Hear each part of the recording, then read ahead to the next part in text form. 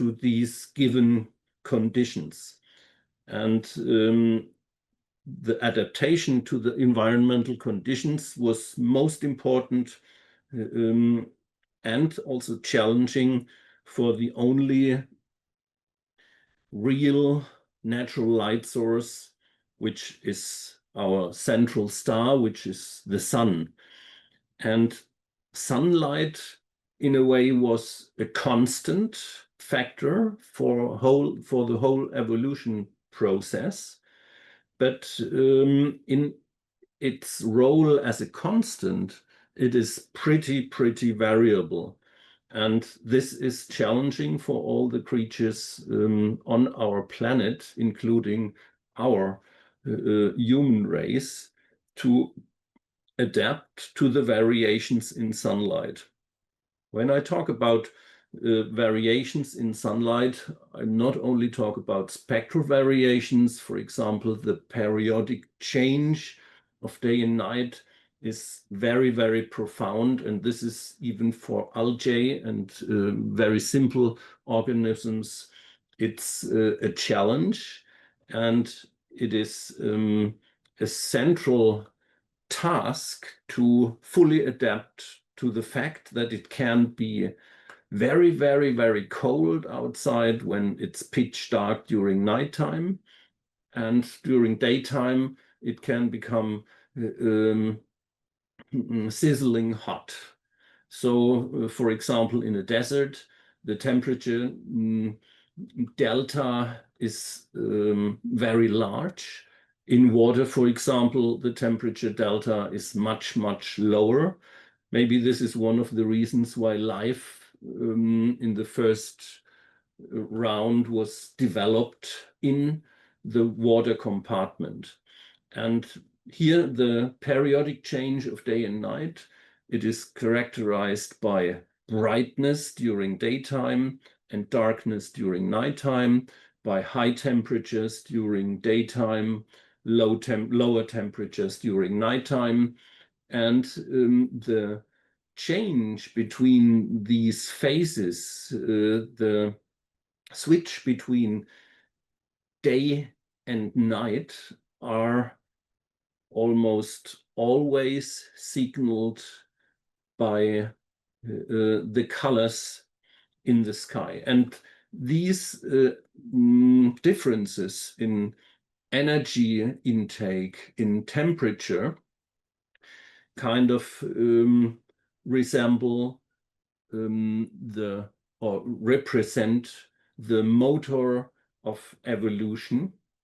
It kind of started the matter on our planet to crystallize and to dissolve again, and to crystallize and dissolve. And so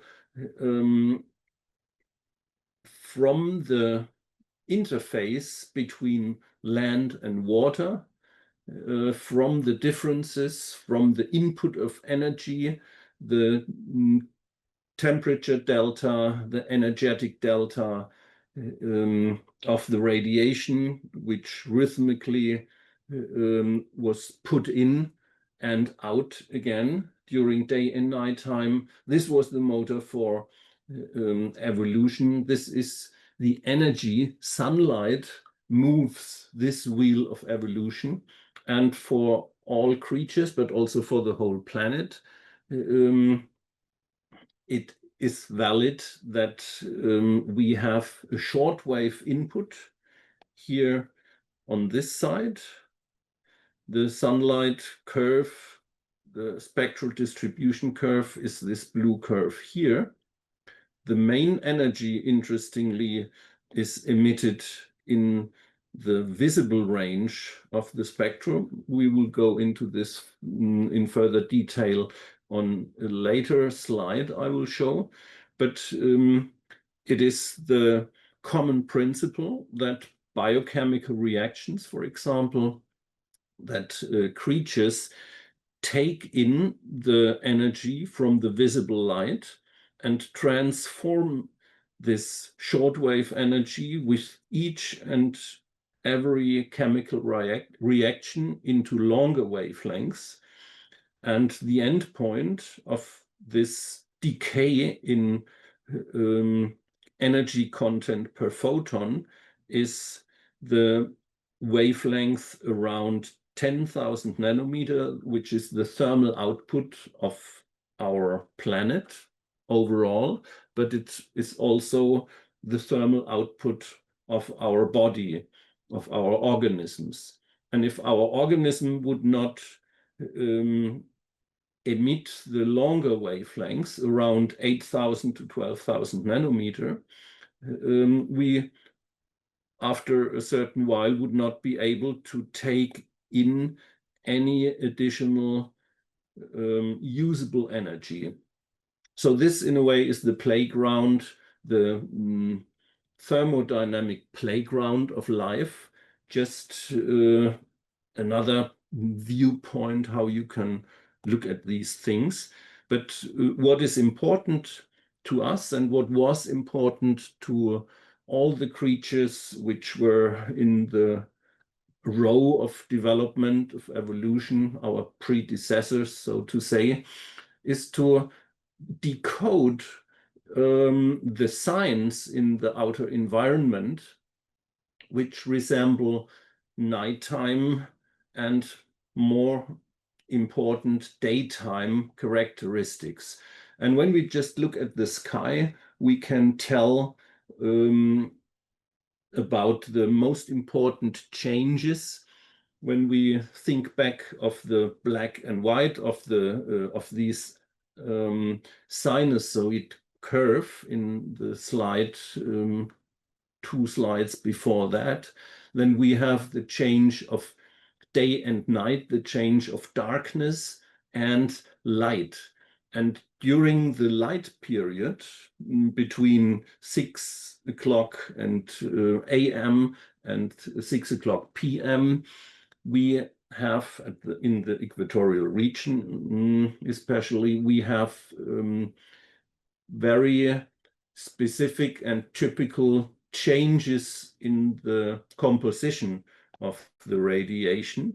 So the next phase, I already told you, is symbolized or signaled by red in the sky. So sunrise and sunset tints the sky red. And this signals, if it was day and the sky turns red, the next phase will be the night, and vice versa.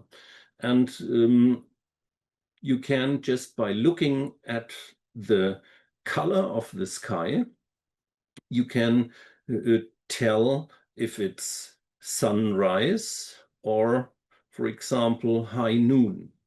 And what our organisms learned is that the content of blue in the environmental light is the safe signal for the information that other wavelengths, especially in the UV, are present.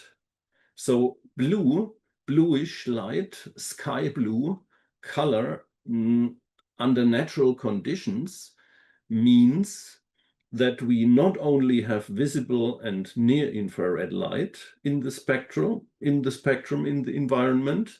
The more bluish the sky gets, the higher the color temperature in our environment gets, the higher the probability that there is not only short wavelength visible light, which would be the blue, but there is a very high probability that there is also UVA plus UVB.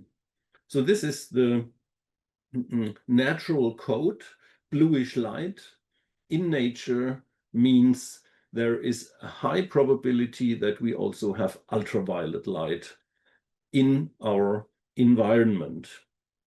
And why is ultraviolet light so important? Why is it important to know if there's ultraviolet light outside? Because ultraviolet light is the most challenging spectral part in the solar spectrum.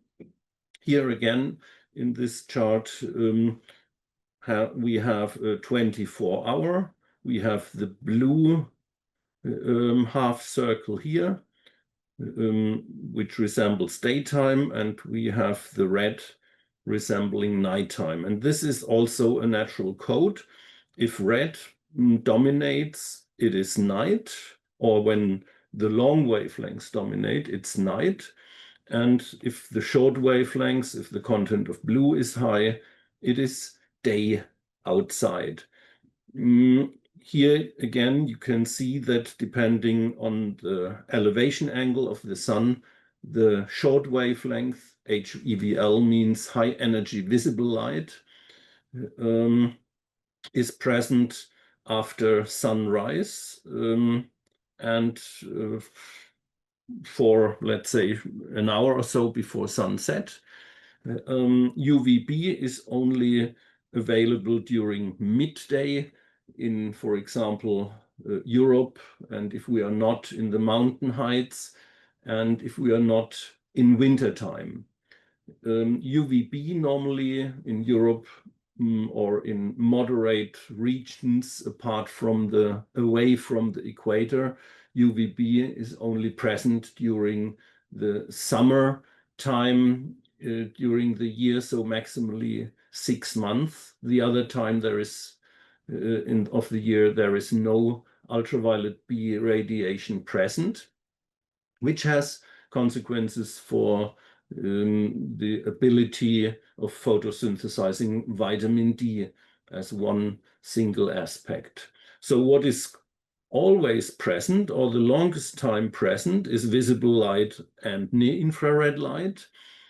Short wavelength light, only a few hours, and even shorter, the UVB, which is the most aggressive and most reactive part in the solar spectrum. And when we look at the detailed composition of the solar spectrum in this chart, we can see that the major energy content in sunlight is composed of visible light in the range between 400 and 700 nanometers. This makes a total of 43% of the whole solar energy can be found in the visible part. Another 42% is found in the infrared A part of the solar spectrum, and only 7%, 7.4% UVA1, 1.6% UVA2, and less than 1.5% UVB. So the smallest part in the solar spectrum has the highest impact when overdosed.